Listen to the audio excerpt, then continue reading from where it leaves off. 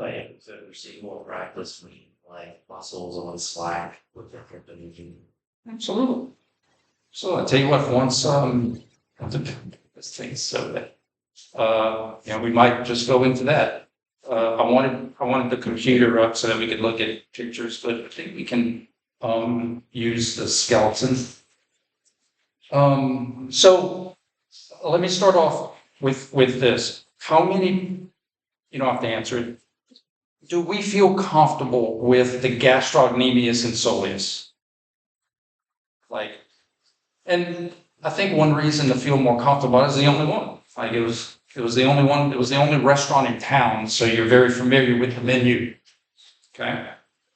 So we're taking the concept of gastroc soleus length tension, and we're applying the exact same concept just to a bigger town that has a lot more restaurants.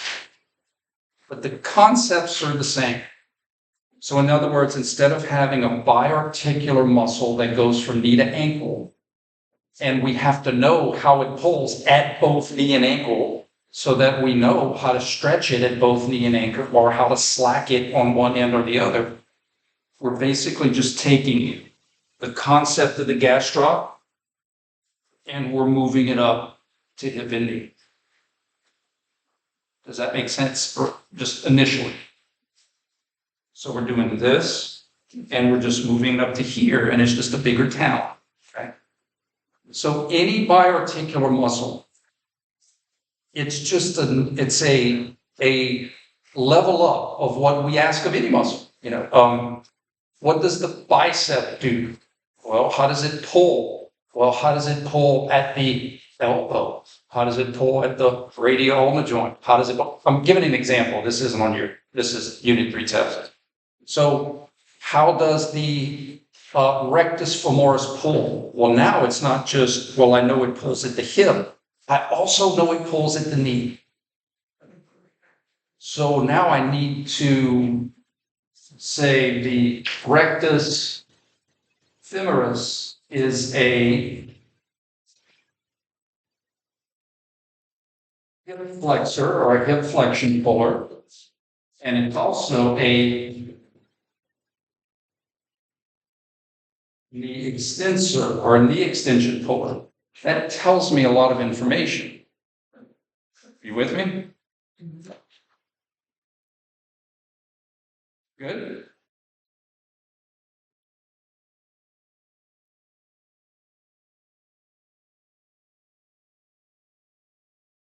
That'd be funny if that worked out.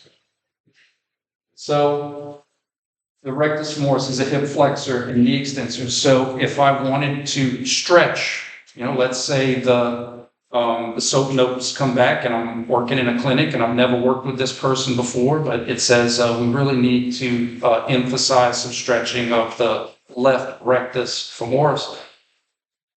Well, I got to ask myself, well, how does it pull so that I know what positions to put the joints? It's hip flexor. I need to make sure I extend the hip. But in addition, it's a knee extensor, so I need to make sure I flex the knee. So that's what the difference of this stretch versus this stretch. Like that's all we're doing is we're just giving some context to, if someone said, oh, you have a degree in kinesiology, what's the difference between stretching your hip muscles like this and stretching your hip muscles like this? So like if there was a picture on the desk of someone holding their leg up like you were, that's like really optimally being stretched is the rectus femoris. And the logic is if we all had ropes or strings or therabands we were pulling, and we all three said, hey, we're gonna pull at the same time and we're gonna see how far we can stretch, but we're all connected. If your rope is tighter than all of ours, we're only going as far back as you go. You're the limiting factor. So that's what's happening. When the rectus femoris is stretched at the knee, your hip can't extend further back because the rectus is stopping it because it's so tight. But if we release it, if we slack it at the knee, then we get more hip extension. Other muscles now can be stretched. That's the magic. That's the magic. So but a lot of time we only use one-way streets for this verbiage. A lot of times it's I'm stretching the rectus. What I want us to also look at is, well, if that's true that I'm stretching, emphasizing, isolating the rectus, well then logically, if I unslack it, I should be stretching other things now. We never look at it like that. We never look at, well, if I can get the rectus on slack, I should be able to go further back. And then all of a sudden, other hip flexors are like, oh, now I feel it for the first time. Thanks, rectus, for getting out of the way. It's like when we were in school, you'd always have that one, we called him a glory hound, but shooting all the shots and making all the buckets and, just hogging the ball, right? But I don't do that anymore. I've learned to be a team player. But it's very similar. You have this dominating muscle, and that leads to, and we're not going to go over the mechanisms here, you're going to learn that in graduate school. But sometimes when you have these big alpha dominating muscles that get recruited more than others, and when I say recruited, you could use that as a metaphor to recruit for college and pro, but get innervated, get recruited because they have twice the reason to turn on, knees and hips and other things. It makes sense that they're prone to tightness. And so they won't allow the development of other teammates because they're being the dominant player and at the detriment of the development of the other players on the team. So sometimes we need to be aware of this and say, listen, Rectus, I love you. You're awesome. Get on slack so that I can, do some stuff for these other muscles. So if your rectus was slack and was extended, you're asking which muscle. Yeah. So other hip flex. So let's look at other multi-articular muscles to make sure. So iliopsoas, absolutely, because that doesn't cross the hip. Other hip flexors that cross the hip, your sartorius, right? So what does your sartorius do? Hip flexor, knee flexor. So the sartorius wouldn't necessarily be on slack, right? But the sartorius is it's a long strap-like muscle. But if you wanted to, you could put like if you look at the sartorius, longest muscle in the body, it looks like a cross-country runner where the rectus is like a bodybuilder. Does that make sense? So it makes and that's how muscles work. Bigger, strong muscles. So you may say, oh well, the sartorius is a knee flexor, so my knee is extended, so I want to get the sartorius on slack. But then, once you do that, you're stretching the rectus, which is bigger. Like the rectus is much more of a hindrance to your hip motion than the strappy sartorius. Yeah. But that's the concept. If you're trying to stretch other hip flexors, not all stretches are the same. So in other words, if all someone ever does is this, I'm just trying to show you different ways to look at it. If all anyone ever does is this stretch for hip, they are missing out on stretching other hip flexors. That's the sum. That getting that rectus out of the way allows you to get further into your extension and thus get some other muscles to be stretched. And they appreciate it. They're like, yippee! They don't say it. What if you were to do hip flexion while your knee is flexed the whole time with the rectus reinforcement? The psoas have to carry it like the sartorius is. Are we doing exercises or are we doing stretching? I just want to make sure I see your question. Exercise. Okay, so let's do. Be available when I get back. So give me an exercise or one we can look up. I just want to make sure I'm visualizing what you're visualizing. Because that matters, right? Because if we're visualizing different things, then our answers won't line up in synchrony. I don't know if there's an exercise if they need more. My God, how many syllables does that exercise have? What did you say again? Oh, well, I know now there's so many creative exercises, and I was like, they ran out of names, and so it's like ordering from Starbucks now with exercises.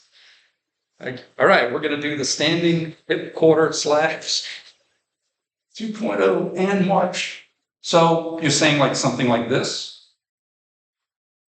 I guess flex the knee first, Okay, so comes up, and then try and to, then do this? yeah, Okay, with the sartorius be on slack so the other hip flexors not too harder. yeah, and it's also, I think sometimes like the contribution stuff also depends on like the load, if that makes sense. Like, in other words, the mass of my leg, that can be handled, relatively easy by my hip flexors. But even though you slack the sartorius, technically you lengthen rectus. So it kind of goes back to what we were talking about. The rectus is a much stronger muscle than the sartorius. The sartorius is actually what we call a proprioceptive muscle. It's long and strap-like, and it helps communication between all the other muscles. So in other words, it's not a it's definitely not one that I would call if I was in a fight and I needed to call a couple muscle friends. I'd be like, hey, sartorius, just watch for cops. But you have other muscles that are super strong and super important. Iliopsoas being one of them. A muscle that starts on your lumbar, your ilium, turns into a big, powerful strap-like tendon, crosses your hip in the front, and it's tugging on. What is tugging? It's tugging on. See this blue notch right here? So this is your greater trochanter and your lesser trochanter. So that muscle is literally yanking. You know a muscle is strong when it, over the course of millennia, creates a tuberosity to pull off, right? So that muscle would be a big player in hip flex, like when you're running, you need to flex that hip real fast. However, if you were doing something with maximum effort, like we kind of touched about this on the levers, maximum effort. Has anybody ever done a max and you needed someone to spot you and you're giving your all? And look, I'm just pretend, all right? I'm going to use something, because I'm a modest guy. So let's say I'm maxing out at 350. Is that all right? Yeah. Okay. So 350 ounces. And so let's say I'm here, killing Clarkson. When you're spotting, you could use one finger. You could use one finger. All you need is just a little bit to tip the scales, right? Because in essence, when I stop, I'm tied. And all I need is a little bit to break the top. That's how sometimes these muscles are. Some of these lesser muscles may look lesser to the other big ones, but sometimes all you need is just a little bit to break the top. You just need a little bit to help slow down, a little bit more to speed up. So that's how sometimes some of these little, you're like, why do you have these kind of little axillary little muscles? One drop could overflow the cup. So sometimes these muscles are like, I don't want to say last resort, but they can make the difference whether you do or not do it. But they're just not the primary moves. Here's a better example. You look at a box score, and Michael Jordan has 45 points, and Scottie Pippen has 32, and Bill Cartwright has. But then you look at the bottom score, and John Paxton has 2 points. The Bills won by 1. So, was it a prime mover? I'm using the verbiage we use in KNES. Was it a muscle most involved? Was it a prime? No. But was it important to the overall team? Yeah. So in other words, it would be really hard to say, today I am going to work sartorius. But if you work those other muscles hard, Sartorius is like, I got it's work to you need it. You need every drop. You need it. Can you, how much change in color? Yeah. Well, Say that one more time. can you give us an example of how classifying leverage? Absolutely. Absolutely. First, I'm going to remind you what I said. Not that you didn't hear what I say, but I'm going to reinforce that my questions are literally going to be what I said. Okay? So what I said is the keys to the leverage questions are function. What do you need? What do you need in this situation? If you need to change direction of a force, meaning a muscle pulls something down so that something else goes up. Let me give you an example of it.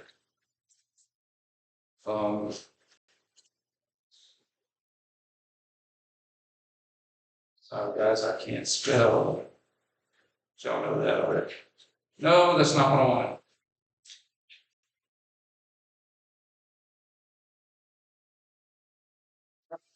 So let's say I give a question like this, and I say,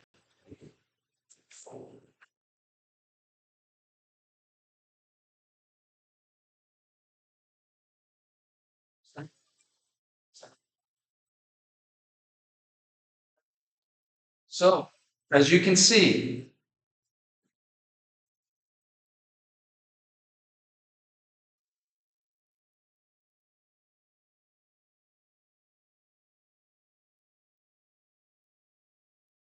I'm too young to remember Boston Powers movies, but that was a really good joke. I'm coming down super slow. As you can see, hey. Imagine if you had a time machine and you went back in time and did and showed like some of the tech stuff we have now. They would kill you because they would think you were a wizard. Ooga booga. If I said the hip extensors pull the pelvis down so that your upper body can come up, because I mean that's really what's happening, right? So your semimembranosus, tendinosus, biceps femoris, long head, gluteus maximus are literally pulling the ischium, the pelvis. They're pulling down so that your upper extremity can come up. It's first-class levers arrangement. Levers are tricky unless you keep it simple, and that's function. What do you need? Another example could be, so in other words, the answer is going to be what I tell you the function is.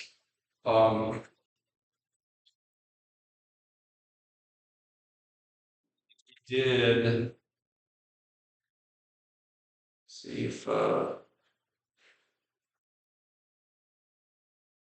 mean I could find another picture, but your erector spinae are working isometrically to keep your eyes looking at the football game. So keeping my eyes level, I have gravity trying to not make my eyes level, and I have muscles helping to keep my eyes level. That's a balance thing, right? First class. First classes are great for balancing. Now, you may say, well, wait, wouldn't that also be changing direction? This pulls down in the back, so the eyes could go up. Yeah, if I say you look up, like, it's all about the purpose. You know, you're watching the football game, and then you look up to see the plane passing over for the national anthem. Your eyes go up because a muscle pulled the base of your skull down. That's first class. So do you see how the answer will be in the purpose? If I ask you a question like the iliopsoas is contracting to make a sprinter's hip flex as fast as possible.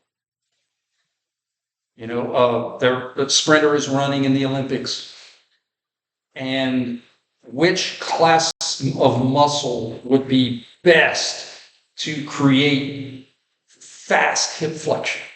You know, third class muscles that insert close to the axis are going to be able to shorten small physiological distances and create large physiological ranges of motion distally. It's like stepping on the range.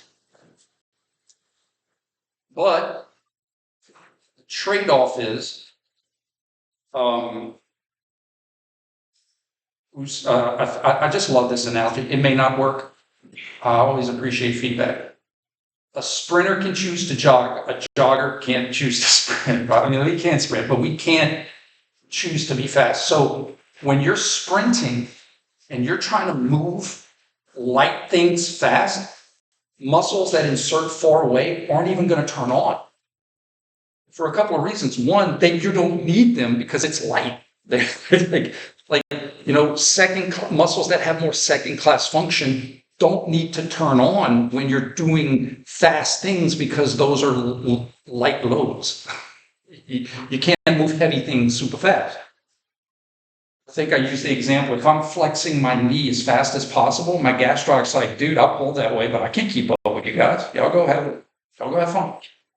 But if it was a heavy load, slow or a heavy load, then second-class muscles all day, they have an advantage of torque. But just because they have the advantage, it kind of goes back to Paxton scoring 2 points. If you're doing something heavy, by default, you have to be doing it slow. And so in that regard, all muscle types, all leverage types can help when you're doing heavy loads. You know, a third class may not have an advantage of torque, but it could give you something. And so the practical answer is when you're doing heavy things, all leverage muscle arrangements are involved. All agonists, whether you're a first, a second, a third, but it does get super confusing. I used, and this is why I don't ask questions like that. You're never going to see, and this is just from the school of biomechanics I came from, which was very engineering based.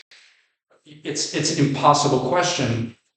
And I showed you guys, but I'm going to show y'all again, you know, why we can't say like the ankle is a, or even the elbow is a. You know, some people say, well, the elbow is a third. It's like, well, for the bicep, but for the brachioradialis, as I'm going to teach you, that's a second at the elbow. And even though the tricep is behind the axis, and you're like, oh, well, that's a first, it still has the same speed advantage as the one that's in the front. Both of them are inserting very close. So it's just silly semantics. You know, whether you're here or there, it's still inserting close, so you're going to get the same speed. This one, though, does get, because it's technically a first, you do get the change direction, right? This pulls the olecranon up so that the other side of the arm goes down. So there are some stuff like that. But remember when we did the, I think this will seal the deal. Let me pull up our leverage.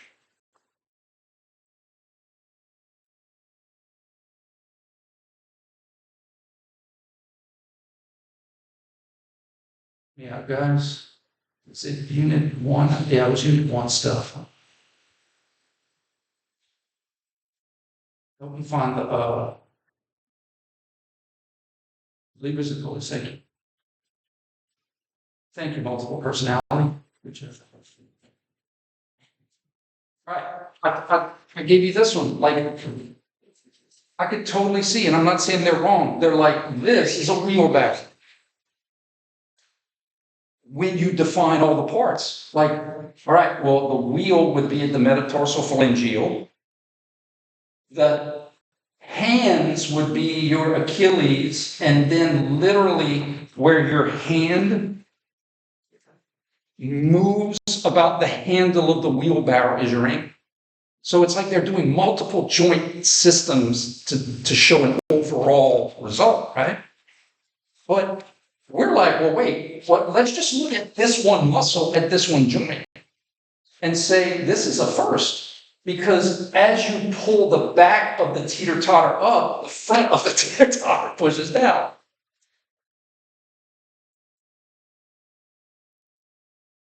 So that's why on the test, all I'm going to do is give you purpose. You're balancing on one foot. Your inverters and everters are working to help you balance. Which classification of lever would give you that advantage? First, because balance. The emphasis of balance. The emphasis of change direction. You pull one side down, the other side goes up. You pull one side up, the other side goes down. Like those key words will be in the question. Because it'd be unfair if we did.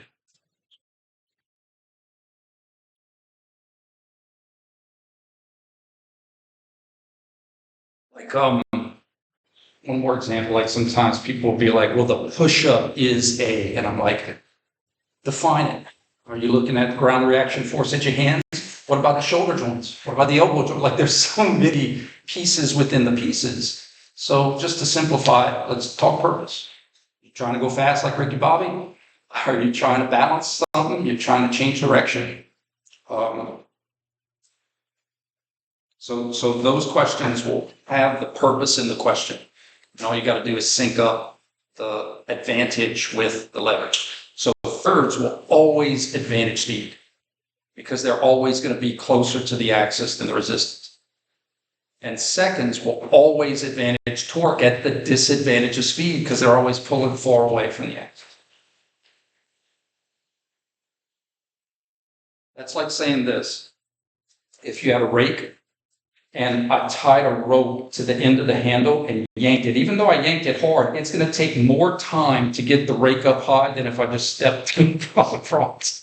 In other words, if I gave my force close to the axis, but if I gave my force far away, if the rake weighed 300 pounds, I might be able to move it. I might not be able to move it down. That's the trade-off. If you have long moment arms, you're going to have greater moments, but those motions can't happen fast.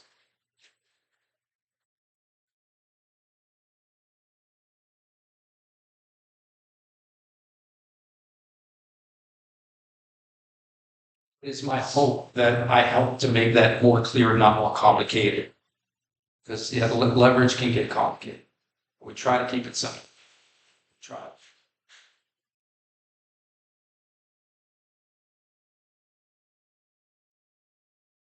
Yeah, so like for this picture, we don't want to say the elbow is a, because that's doing a disservice to all the different muscles. So we could say, all right, there's your elbow axis, and for this particular muscle, it would have a third class advantage. But then we could say, well, for this other particular muscle, this particular muscle out here has a second class advantage. I'll give you a practical example. I used to, I don't anymore because I'm old, and according to my son, I was in World War II, and I'm a boomer. And I'm an unk, you know what that means? When I was playing basketball, and if I didn't play for a while, and I would shoot, the next day where I was sore wasn't my tricep. When you bring your car into the shop, do you ever get them to change or update your gas pedal? It's your brakes. Your brake pads, you have to change your brakes. The eccentric braking is where there is damage. Things being pulled apart. Nothing ever popped when it was shortening. Things only fray when they're being pulled apart. So for my elbow specifically, a muscle that I'm going to teach called brachioradialis. It's a muscle that crosses the elbow early and goes all the way and inserts to the radiostyloid. So it has a second class. It has a braking function. It's really good for putting on the brakes. So when I would shoot, your elbow, you're speeding up the elbow extension through concentrics, but you don't want the extension to end because of bone smacking on bone. You're going to use your flexors to slow down the extension so that you don't smack bone on bone. Brachioradialis has a second-class function at the elbow, really good for braking. Rectus femoris at the hip, really good for braking. If you get what I'm saying. So when it comes time, the ladder is falling down. It's a lot easier for me to stop that ladder from hitting the ground if I'm pulling on a rope at the furthest rung than if I'm pulling on a rope at the closest rung. Does that make sense? So a lot of times our second-class muscles are really great for slowing down motion, for braking, for eccentric slowing down. And then once they stop your direction, then the third class is like for a sprinter, can speed you up. And then your seconds can slow you down, and your thirds can speed you up.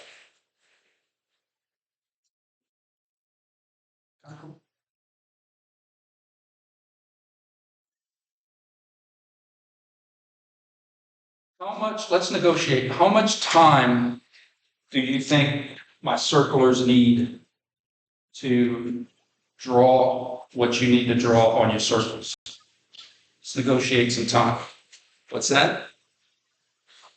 5 minutes? Least amount of time. All right. I have a 5-minute starting bid. 5 minutes. Can I get 6? Anybody want to go 6? What it gets now? I'm at 5. I'm going to go now 6. I'm at 6. 6. Anybody want to bid it? Anybody want to get it at 7? Anybody want to go 7? 7 minutes. Anybody want to go 7 minutes? I'm at 6. We got 7. 7 minutes. 7 minutes. Anybody want to go 8? Anybody go 8? Anybody want to get it? Anybody want to bid it at 8? Anybody go 8? 8, would get it at 8? Would go now 8? Wait, 8 minutes. 8 would go now 9. Would go now 9. Would get it? Would bid? Would go now 9. Would get it now 9? Anybody in the house would go now 9. Would get it? Would bid? Would go now 9. Would get it now 9. Would go now 9. 9 minutes. This is why you're leaving us. I'm at 9 minutes. 10 would go now. 10 would go now. 10 would get it? Would bid? Would get it now? 10 would go now. 10 would go now. 10 would get it. You can't outbid yourself. You already have the winning bid at 9. 10 to win it. Anybody want to go 10? All in, all done. Last call. 10 minutes. And sold. 10 minutes. Y'all clap for my winning bidders. Y'all all won. So, this is what that means. That means we're going to end 310 a little soon. 310 is going to be doing a lab day. And it also means, and I'll send out a class email, that you don't come into this room unless you're ready to go. Does that make sense? So in other words, if you still need to prep and study, stay outside or in the lab room. When you come in, you can go. You can start. So in other words, we'll give them at least, what I'll try to do is make sure we have a buffer. So like I might end it a little later too. But when you guys come into this room, you're able to start. Grab your paper and you can start. And I'll make sure you get 10 minutes. Cool? Y'all gonna give me some good evaluations? Flyers. I trust you. The magic board said no. Has anybody ever seen David Pumpkins on Saturday Night Live? Yeah, sorry. We have a new student today. This kid was trying to sell drugs in Dussault. And, it wasn't anything serious, meth. And, I took him under my wing and brought him to school and gave him a hat. Thank you. And it's about making a difference, we need to upgrade you. You need to sell meth in Youngsville. It's supply and demand. You try to teach them life lessons. Any other questions, you guys? Will we see things like, I don't know if we discussed this, but like, for example, hip extenders. sensors. Yeah. If the gluteus maximus was helping an external rotation, would that mean those hamstrings have to work harder to do hip extension? Well, so you're saying if my hip, I just want to make sure I understand your question. If your hip was extending and externally rotating at the same time, Yeah. that just means your gluteus maximus is going to be getting after it. Yes. But remember, rotation is usually not, there's usually it's more pure rotation, not general. What I mean by that is I have dumbbells all day. So in other words, it's more of the general motion, the work that's going to involve rotation and linear work more than spin. Like there's not as much work involved in transverse plane. If just that makes sense, right? So the brunt of the scoring is still going to have to be done by the extensors because there's simultaneous linear work involved as opposed to the transverse stuff. Okay. But the only question, but you said would I would not ask that. But I would ask something like, if your knees are flexed, how would that affect the contribution of the hamstrings and the gluteus maximus as hip extensors? Okay, the limb tension stuff. So if your knees are flexed, those hamstrings get on slack, and that means gluteus maximus has to do more of the work. I'd ask that. Okay.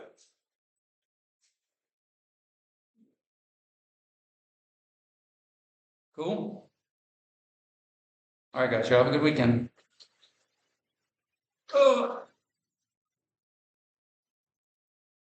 On the road again. Just can't wait to get on it. You have your credit card with you for that auction with? Yes. We do debit. I have one more question. Yeah, what you got? For